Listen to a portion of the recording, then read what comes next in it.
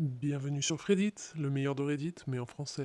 N'oubliez pas de liker la vidéo et de vous abonner.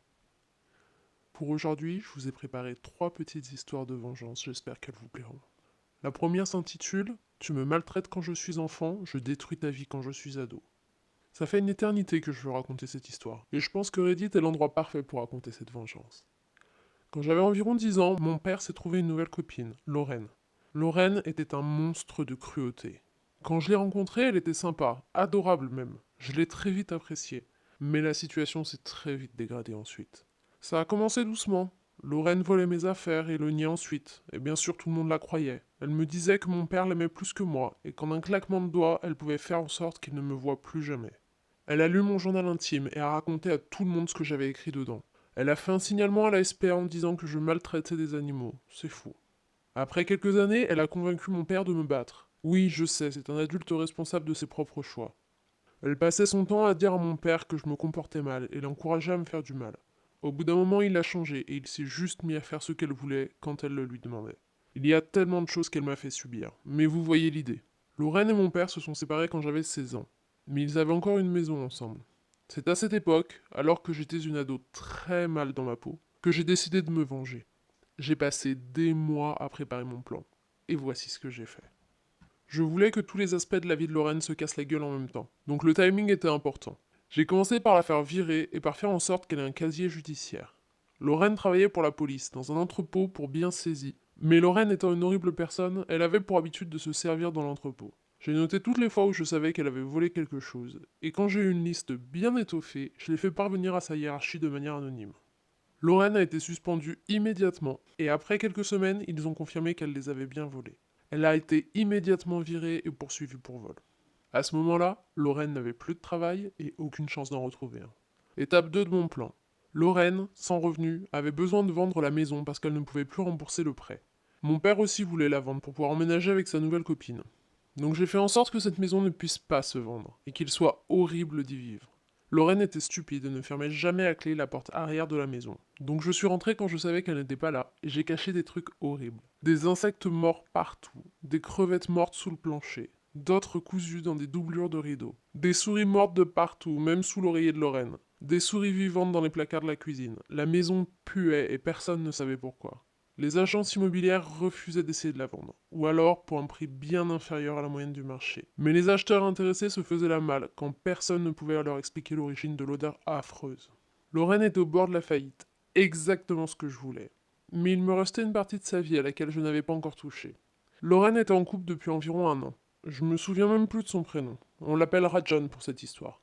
Et bien sûr, Lorraine trompait John. Mais pas avec n'importe qui. Avec le père de John. Ce pauvre John avait même demandé à Lorraine de l'épouser. Il fallait qu'il sache qui elle était vraiment. Un jour où le père de John était chez Lorraine, je suis rentré dans la maison par la porte arrière et j'ai attrapé son téléphone qu'elle avait laissé dans la cuisine. J'ai dû surveiller la maison pendant longtemps et m'y reprendre à plusieurs fois avant que tout se goupille comme je voulais. J'ai envoyé un message à John depuis le téléphone de Lorraine pour lui dire que j'étais malade et lui demander de venir me voir. John étant un mec bien, il a répondu qu'il venait tout de suite. J'ai déverrouillé la porte d'entrée et je lui ai écrit de rentrer directement quand il arrivait, parce que j'étais malade et au lit. Je suis sorti et j'ai profité du spectacle. Et autant vous dire que ça valait vraiment le coup. John est sorti en courant, suivi par son père et Lorraine, tous les deux à moitié à poil, hurlant, pleurant. Je crois même que John a mis un pain à son père avant de partir. Bien évidemment, la relation entre Lorraine et John était terminée, et le père de John a aussi largué Lorraine dans une tentative désespérée d'obtenir le pardon de son fils. Donc Lorraine était seule, fauchée, sans perspective professionnelle, poursuivie en justice pour vol et au bord de la faillite. Malheureusement, je ne sais pas ce qui se passe après. J'ai coupé les ponts avec mon père à peu près à cette époque, et c'était notre seul contact en commun. Mais je me rappelle que mon père m'a mentionné qu'elle était au bout de sa vie juste avant que j'arrête de le voir. Donc d'après moi, mon objectif a été atteint. J'avais pas besoin d'assister à toute la scène de toute manière. Juste savoir que je m'étais vengé était suffisant. Waouh, une sacrée histoire de vengeance, effectivement. Et bien sûr, de nombreux réditeurs soulignent qu'en rendant la maison invendable, OP s'est aussi vengé de son père qui l'a maltraitée quand elle était petite. Une pierre deux coups. L'histoire suivante est la vengeance d'une grand-mère. Il faut que je vous raconte immédiatement cette histoire. C'est la meilleure que j'ai entendue depuis très longtemps. Je suis allé voir mes grands-parents parce qu'on célébrait plusieurs anniversaires dans la famille. Et quand je me suis garé devant chez eux, la parcelle à côté était complètement vide. C'est-à-dire qu'il n'y avait ni pierre, ni débris, juste de l'herbe un peu haute. De l'herbe, là où avant il y avait une maison. Quand on s'est tous dit bonjour et qu'on était enfin installés, je brûlais d'envie de savoir ce qu'il s'était passé. Donc j'ai demandé à mes grands-parents. Et je m'attendais pas à une histoire aussi croustillante. Il y a quelques années, mes grands-parents avaient des voisins très désagréables. Ils faisaient beaucoup de bruit à toutes les heures du jour et de la nuit. Ils se disputaient dans la rue avec des inconnus. Leur présence était vraiment pénible. C'était un mari et sa femme, avec leur fils adulte qui était parfois là. La femme se disputait avec toutes les personnes avec qui elle interagissait, et le mari cherchait à intimider les personnes qui ne se laissaient pas faire. Mes grands-parents ne savaient pas exactement ce qu'il se passait avec le fils, ni ce qu'il faisait là, mais ça pouvait pas être très bon signe, car il était déjà allé en prison plusieurs fois. La maison était à l'image de ses occupants, et elle était affreuse. Elle était délabrée avec des poutres qui dépassaient, la peinture qui s'écaillait, mais rien n'était jamais fait pour régler le problème. Parce que le propriétaire était pour le moins peu scrupuleux. Toute l'histoire commence le jour où mes grands-parents rentrent chez eux et retrouvent leur porte arrière fracturée et les guitares de mon grand-père volées. Mon grand-père adore la musique, il a joué et chanté toute sa vie, donc ces guitares n'ont pas juste une valeur sentimentale, elles valent cher.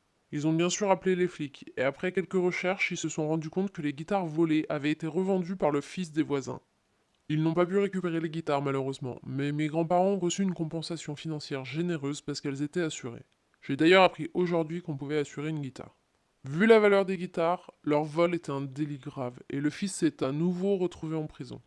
À partir de ce moment-là, les voisins ont commencé à harceler mes grands-parents depuis leur maison, donc mes grands-parents ne pouvaient plus profiter de leur extérieur. Ils les insultaient, jetaient des ordures chez mes grands-parents, et le mari cherchait la confrontation physique. Mon grand-père est un gars très calme, pas du genre à s'énerver du tout. Ma grand-mère, en revanche, n'est vraiment pas du genre à se laisser faire, particulièrement par des gens aussi désagréables. Donc qu'est-ce qu'elle a fait? Elle a fait condamner leur maison. C'était vraiment très simple pour elle au final. Elle a appelé les autorités locales, je ne sais pas exactement vers qui elle s'est tournée, et ils sont venus inspecter la propriété, même si c'était très clair depuis l'extérieur que l'entretien n'avait jamais été fait correctement.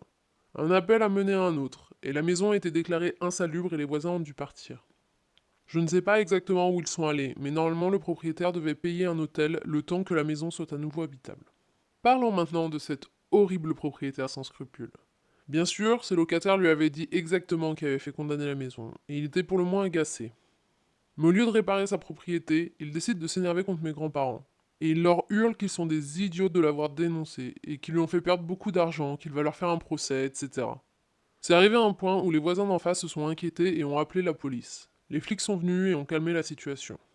Quelques semaines passent et ma grand-mère n'a vu ni le propriétaire ni personne d'autre faire des travaux sur la maison. N'étant pas du genre à laisser passer ce genre de choses, ma grand-mère appelle régulièrement les autorités locales pour signaler qu'il n'y a aucun progrès sur les travaux de la maison. À chaque fois, le van du proprio apparaît le lendemain, reste là la journée et repart sans rien avoir changé. Mon grand-père dit qu'il s'amusait même à bloquer l'accès de mes grands-parents à la route avec son van, mais que vu qu'ils ne vont jamais nulle part, ce n'est pas un problème. Ma grand-mère n'était clairement pas d'accord. Enfin, ma grand-mère s'est suffisamment plainte pour que les autorités locales fassent une dernière visite et décident de faire démolir la maison. Ça a eu deux conséquences. Premièrement, les voisins hargneux n'avaient plus de logement. Dès que le proprio arrêtera de payer l'hôtel, ils seront à la rue. Deuxièmement, le proprio avait toujours beaucoup d'amendes à payer à cause de l'état de la maison. Le reste est plutôt dû à sa stupidité qu'aux actions de ma grand-mère, mais il a refusé de payer et de se présenter au tribunal. Du coup, il y a un mandat d'arrestation à son encontre. Il y a quelques mois, une équipe de démolition est venue et a entièrement détruit la maison, ne laissant rien derrière eux. Ils ont même retiré l'allée d'accès. La parcelle ressemble à un jardin. Mes grands-parents ne savaient pas nous dire ce qui est arrivé à toutes les personnes de l'histoire. Mais ma grand-mère avait l'air très satisfaite du résultat, en finissant de nous raconter son histoire. Je l'aime tellement. Et ensuite, je vais vous lire deux commentaires qui résument parfaitement ce que j'ai pensé en lisant cette histoire. Ah oui, une personne âgée avec beaucoup de temps à sa disposition et la patience de s'en servir à bon escient. Exactement le genre de personne avec qui il est malin de se disputer. Et le second, c'est maintenant ils n'ont plus qu'à racheter la parcelle, puisque la mairie l'a probablement saisie à cause des amendes impayées. Et effectivement, je pense que ça ferait un très beau jardin. Très satisfaisant comme jardin. Et la dernière histoire du jour a pour titre Je détruis la vie d'un arnaqueur. Pour donner un peu de contexte, je suis une femme dans la trentaine. J'ai un bon job dans une industrie en plein développement et je suis à nouveau célibataire après une dizaine d'années de couple. Je pense être du genre elle serait parfaite avec 5 kilos de moins. Joli visage, un peu ronde, mais je n'ai jamais eu de problème à trouver des gars intéressés. Je ne suis pas particulièrement riche, mais je suis à l'aise, et j'ai de quoi me faire un peu plaisir. Je vis dans une grande ville multiculturelle, et mon ex était un immigrant. Je n'ai aucun problème à l'idée d'être avec quelqu'un d'une autre origine. Bref, je suis bien dans ma vie et dans ma peau, et il n'aurait pas pu se gourer plus dans son choix de victime. Ce qu'il s'est passé. Il y a quelques semaines, j'ai rencontré un homme charmant d'un pays d'Amérique du Sud. Il avait quelques années de moins que moi. Il était très sympa, attentionné, intelligent, très orienté famille, cultivé et avec une grande intelligence émotionnelle, et un bon boulot dans son pays d'origine. Et on avait plein de choses en commun. Ça se passait super bien entre nous, au lit et en dehors. Il m'a dit tout de suite qu'il était dans mon pays avec un visa touristique, et qu'il espérait pouvoir rester. Je lui ai dit que je ne pourrais pas l'aider à rester, mais qu'on pourrait profiter de notre temps ensemble pendant qu'il était dans le pays. S'il parvenait à rester ou à revenir plus tard, alors j'envisagerais une relation un peu plus sérieuse. Puis c'est parti en cacahuète. Après quelques semaines et 4 dates, il m'a demandé pendant une conversation par message si j'étais intéressé pour être sa sugar mommy. Au début, j'ai rigolé, je pensais que c'était une blague. Mais il insistait. Clairement, il était sérieux. Je me suis bien sûr senti insulté, je me suis énervé. Il a continué d'être très sérieux et d'insister. Jusqu'au moment où je lui ai dit qu'à sa place j'aurais honte de demander une chose pareille. Alors il s'est énervé et m'a insulté pour avoir cru qu'il était sérieux. Il ne s'est pas excusé de m'avoir blessé. Ma première réaction était bien sûr de faire des screenshots et de pleurer auprès de mes amis. J'étais blessé, il m'avait prise pour une idiote alors que je pensais qu'il m'appréciait, et il semblait penser que j'avais besoin de payer pour trouver un mec. Quand j'ai parlé de tout ça à mes amis, on a découvert quelque chose de très intéressant. Une de mes amies est allée faire un tour sur les réseaux sociaux pour trouver ses profils, et on a trouvé 6 comptes différents sur Instagram, avec différents noms proches du sien et des photos différentes mais toutes de lui. Pareil sur Facebook. Ça faisait très escroc. C'était super suspect. Mais il a été assez stupide pour suivre et taguer son employeur depuis un de ses comptes. L'entreprise pour laquelle il travaille de manière illégale dans mon pays puisqu'il a un visa touristique. J'ai donc contacté une autre amie qui bosse pour la police en partenariat avec l'organisme en charge de l'immigration. Elle a jeté un œil à son dossier. Il a une femme et une fille dans son pays d'origine. Après ça, je me suis vraiment énervé. La copine qui m'avait aidé dans ma mission de stalking a créé des chats sur les réseaux sociaux avec tous les membres de sa famille qu'on a pu trouver. Elle a envoyé tous les screenshots avec des explications détaillées de ce qui s'était passé. Plus il la bloquait, plus elle ajoutait du monde dans le chat. J'ai trouvé le numéro de la sœur du gars, et ma pote lui a envoyé la même chose par message. Maintenant, toutes les personnes qu'il connaît savent qu'il est infidèle et qu'il essaie d'arnaquer les femmes. 30 minutes après avoir commencé tout ça, j'ai reçu un message très énervé du gars où il me disait que j'étais stupide de l'avoir pris au sérieux, et qu'il n'a pas besoin de se vendre. J'ai pas répondu. L'étape suivante, je l'ai dénoncé à l'immigration de mon pays, avec toutes les informations que j'avais. Son employeur, l'adresse de l'entreprise, son adresse personnelle et son nom complet. Sa date de naissance, des photos, et screenshot de messages où il me dit qu'il travaille dans le pays. D'habitude, ces signalements ne sont pas étudiés avant des mois et des mois, mais j'ai fait suivre le numéro de dossier à ma pote policière. 2 jours plus tard, les flics lui rendaient une petite visite. Ils l'ont trouvé en possession d'un numéro de téléphone attribué à un résident du pays. Tous ses colocs avaient aussi des numéros affiliés à la même personne, un proche de son employeur. Il a reçu un avertissement pour avoir tenté de m'arnaquer, une interdiction de me contacter, et son dossier d'immigration a été complété pour ajouter les nouvelles informations. Vu son pays d'origine, il ne pourra certainement plus revenir, et il a été prévenu qu'il avait interdiction totale de travailler ici avec son visa actuel. Ses colocs ont reçu les mêmes avertissements, sauf en ce qui me concerne bien sûr. Ensuite, c'est son employeur qui a eu le droit à une petite visite. Les flics ont trouvé des preuves qu'il embauchait plusieurs personnes de manière illégale. L'enquête est encore en cours, mais ils recevront certainement une énorme amende, plusieurs centaines de milliers d'euros, et peut-être même une peine de prison. Le mec avec qui j'avais échangé ne s'est pas fait expulser du pays, parce que c'est une démarche qui prend du temps et qui coûte cher, et qu'il est sur la fin de son visa de toute manière. Mais s'il me contacte à nouveau, ce sera peut-être le cas.